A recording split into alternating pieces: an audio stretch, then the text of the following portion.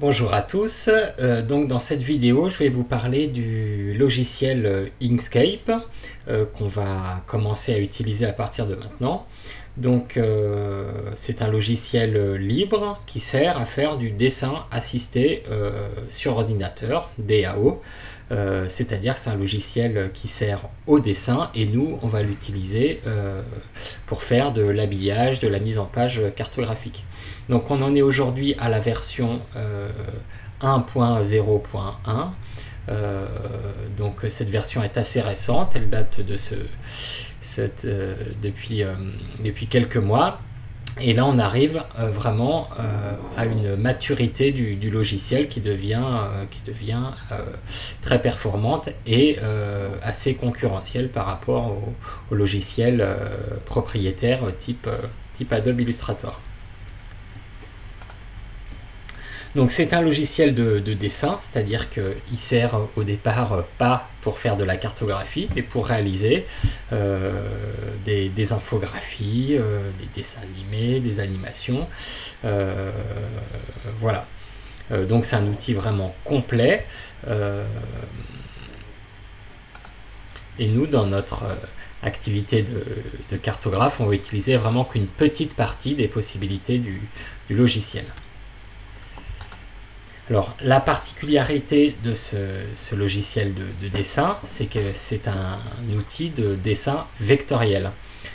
Contrairement au logiciel de traitement d'images raster ou on peut dire aussi matriciel, comme GIMP ou Photoshop. Voilà, qui permet de faire du traitement d'images, mais de type photographie, voire photo aérienne, image satellite. Là, ça va être pas ça du tout. Ça va être du dessin vectoriel, c'est-à-dire que les images vont être définies non pas par la couleur des pixels, mais par des points, des lignes et des polygones qui vont être définis par les coordonnées de chaque nœud. L'avantage de ça, c'est que par exemple pour définir une unité administrative, on ne va pas colorier chaque pixel de cette unité administrative, mais on va définir chaque sommet et définir par exemple une couleur de contour, une épaisseur de contour et une couleur de fond. L'avantage de ça, c'est qu'on stocke potentiellement moins d'informations, donc ça fait des images qui sont plus légères et elles ne pixelisent pas quand on zoome. Donc ici on a un exemple de mode vecteur par rapport au mode raster, où si on a un découpage en pixels et chaque pixel est colorié, donc par exemple tous les pixels blancs là vont être, c'est une information qui est stockée, alors que là on ne stocke que les informations des différents nœuds. Donc voilà une autre illustration sur le même type d'idée pour opposer raster et vecteur. Alors pourquoi on utilise ce type de logiciel en cartographie? C'est parce que la cartographie, je vous l'ai déjà expliqué, c'est vraiment une discipline à la croisée des chemins entre la géomatique, donc la mobilisation d'outils dédiés à traiter et représenter l'information spatiale, l'information géographique à partir de systèmes d'information géographique pour faire des géotraitements, des croisements d'informations, des requêtes spatiales, des logiciels de statistiques pour faire des calculs de corrélation ou même déterminer simplement la distribution d'une série statistique pour savoir quel type de discrétisation utiliser, des logiciels de cartographie dédiés à représenter l'information géographique à partir des règles de la sémiologie graphique, comme Magritte par exemple. Il y a plein d'autres logiciels qui permettent de faire cette analyse, ce traitement et cette représentation de l'information géographique. Mais la cartographie a aussi un pied dans le monde de l'infographie, c'est-à-dire la construction d'images, le dessin, la mise en information graphique, la visualisation de données, etc. Et donc ça, pour faire ça, on va passer par des logiciels plus dédiés à l'infographie, comme par exemple Adobe Illustrator, Inkscape, ou là je vous ai mis une image du logiciel GIMP, qui est l'équivalent de Photoshop en logiciel libre. Donc voilà, donc le travail du cartographe va s'articuler un peu entre ces deux univers-là, des outils plus géomatiques et des outils plus infographiques. Donc je vous l'ai dit, Inkscape c'est un outil quand même très complet qui permet de faire beaucoup de choses et on verra que nous on va utiliser vraiment, en tout cas je vais vous montrer une petite partie des possibilités du logiciel qui sont utiles en cartographie. Après, si vous avez envie d'explorer différentes choses, comment dessiner des objets en 3 dimensions, il y a tout un tas de filtres pour faire des effets graphiques un peu sophistiqués. Vous pourrez explorer tout ça, sachant que c'est un logiciel gratuit et que vous pouvez l'installer chez vous sans problème. Donc dans notre chaîne de traitement, Inkscape il va intervenir à l'étape de la mise en page. Donc comment ça se passe dans notre travail? Tout d'abord, on récupère des données statistiques. On les met en forme dans un tableur, par exemple. Donc on l'a vu ça sur les données du Covid. On a besoin de manipuler les données pour extraire exactement ce qu'on veut représenter. On a également un fond de carte. Ce fond de carte, il peut être aussi retravaillé. On peut le généraliser, le simplifier, changer la projection, tout un tas de choses. On peut faire des agrégations de mailles, on peut faire tout un tas de choses, tout un tas de traitements préalables. Après, on va mettre tout ça dans le logiciel Magritte pour représenter par des signes graphiques l'information statistique. Donc ça, c'est tout le travail de cartographie dans Magritte. Puis, une fois qu'on a une représentation cartographique qui nous satisfait, on l'exporte au format SVG à partir de Magritte. Donc là, on a une première version de la carte, qui est une carte au brouillon, que moi j'aime bien appeler image géographique plutôt que carte, parce que c'est une étape vers la carte finale. Et pour transformer cette image géographique en carte finale, on va passer par toute une opération de mise en page, de mise en scène, de travail graphique, de hiérarchisation de l'information, de finalisation, d'harmonisation de cette image. Et tout ce travail-là va s'opérer la plupart du temps via un logiciel de dessin, et donc en l'occurrence Inkscape. Et donc c'est à l'issue de ce travail dans Inkscape qu'on a une carte finalisée, mise en page, et qui peut être montrée à un public donné. En fait, on peut s'arrêter au stade Magritte si on travaille pour nous, pour explorer les données, regarder comment elles s'organisent dans l'espace, mais dès lors qu'on souhaite montrer notre carte à un public, eh ben, on doit l'organiser, la finaliser, la fignoler à partir d'un logiciel de DAO. Alors bien sûr, une fois qu'on est en train de travailler dans Inkscape, donc on ne peut pas revenir réimporter cette carte finalisée dans Magritte. Donc il faut faire attention, il n'y a pas de retour en arrière possible. Quand on travaille dans Magritte, on va exporter notre carte au format SVG et on va la modifier dans Magritte. Et là, si on fait des modifications, on se retrouve à travailler dans un logiciel de dessin qui n'est plus vraiment un logiciel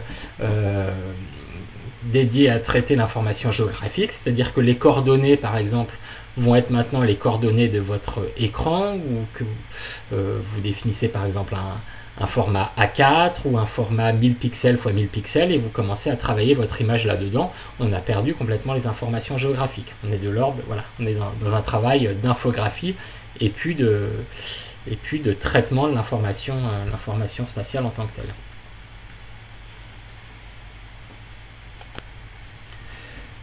Donc, quand on ouvre Inkscape, on a une interface comme ça. Donc, moi, toute l'interface est en noir parce que j'aime bien les modes sombres.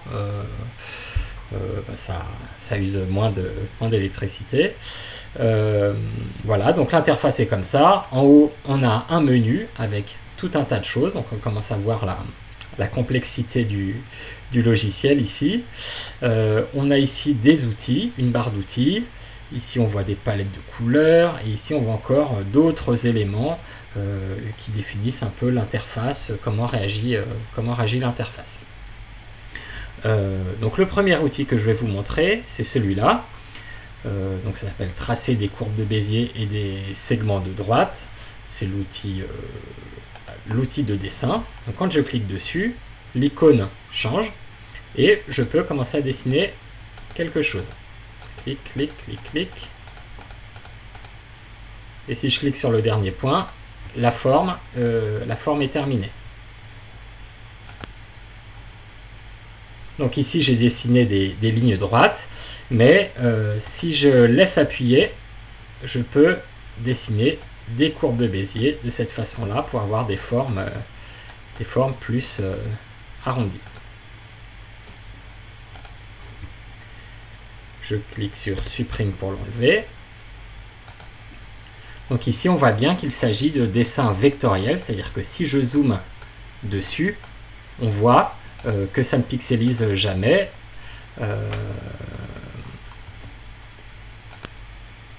Chaque image est définie par ses sommets. Alors cet objet qu'on a dessiné, on va pouvoir le modifier avec l'outil flèche, comme ça, l'outil en haut là, de flèche. Donc quand je clique dessus, ici j'ai des petites flèches qui apparaissent qui vont me permettre de modifier cet objet. Voilà, donc là je le modifie, mais il se déforme. Si je veux le modifier sans déformer, je laisse appuyer sur la touche CTRL et comme ça je peux le transformer assez facilement. Si je clique une deuxième fois, les petits icônes ici changent et je peux faire tourner ma forme. On a un deuxième outil de flèche ici qui va permettre de modifier cet objet.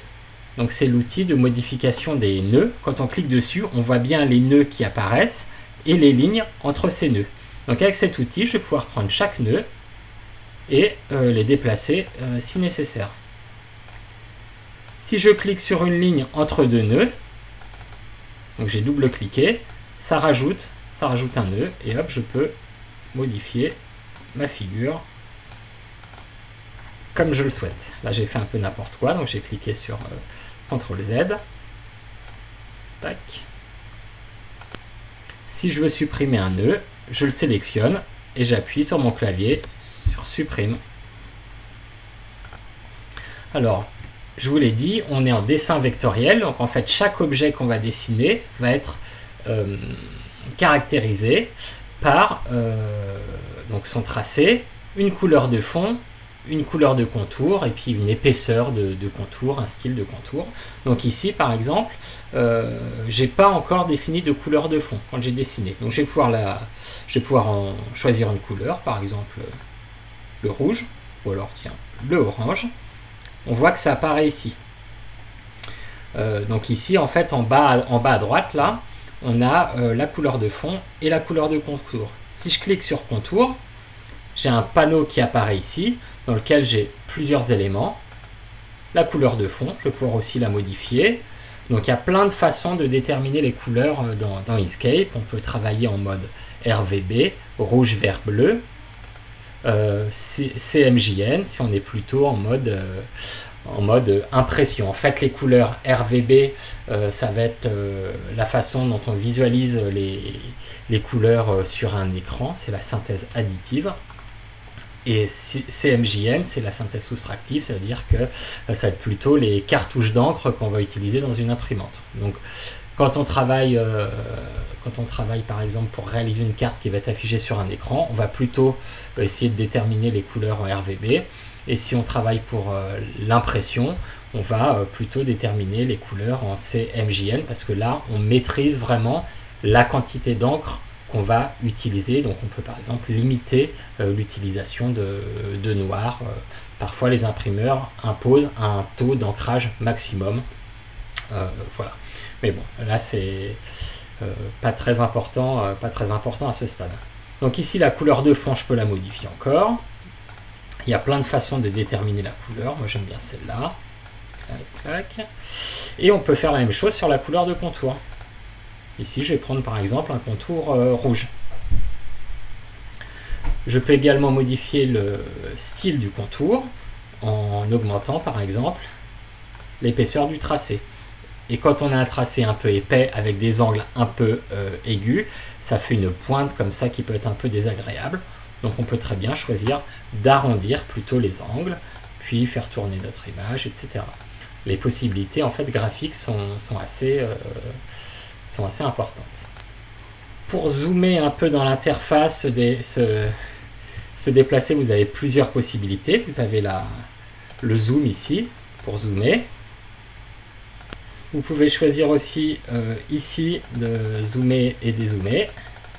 Ou alors en appuyant sur CTRL et la molette de la souris, si vous avez une souris, ça permet de se déplacer, de zoomer dans l'interface, c'est assez pratique. Alors, dans Inkscape, on a des objets, donc on peut les sélectionner, les déplacer. On peut très bien faire copier-coller, CTRL-C, CTRL-V, hop, j'ai 2 fois le même objet, hop, je le fais tourner, etc. Ce qui est utile aussi, ça va être de pouvoir gérer le texte. Donc on a un outil texte ici.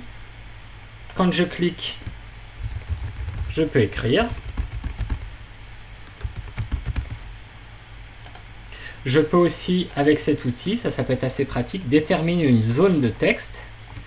Et comme ça, le texte reste exactement dans cette zone.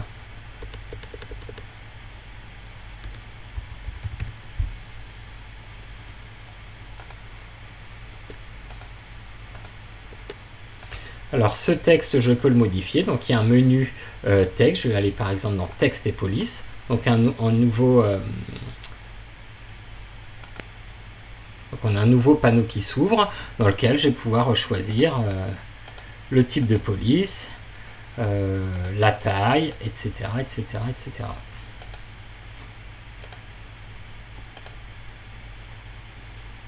Il y a quelque chose qui peut être aussi sympa à faire.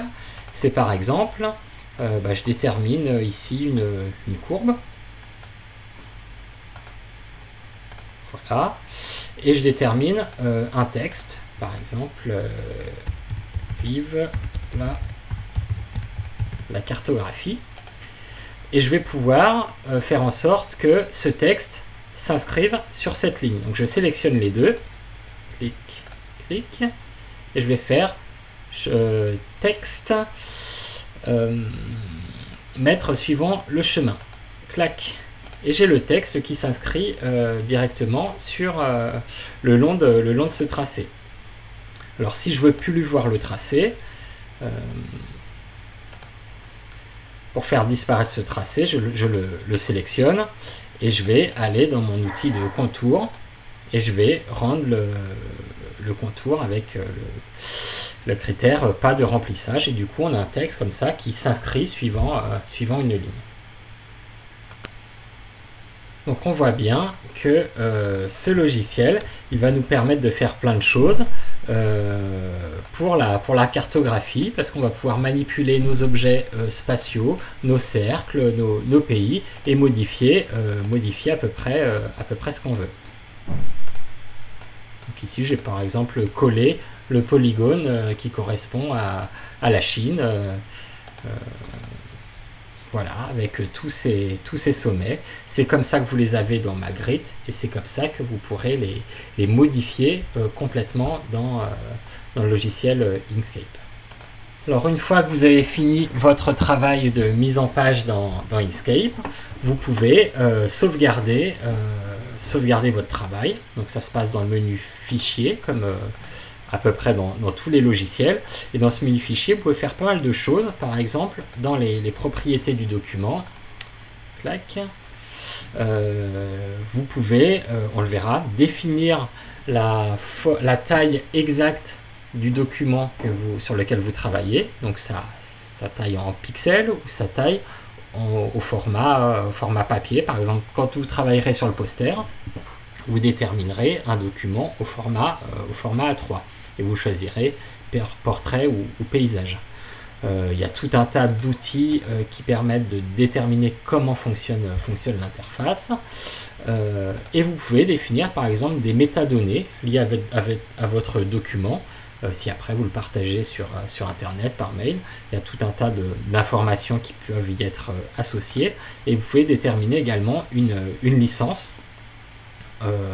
Donc CC, c'est Creative Commons, c'est des licences libres dans lesquelles on détermine si votre document peut être réutilisé avec une utilisation commerciale, s'il peut être modifié, etc., etc.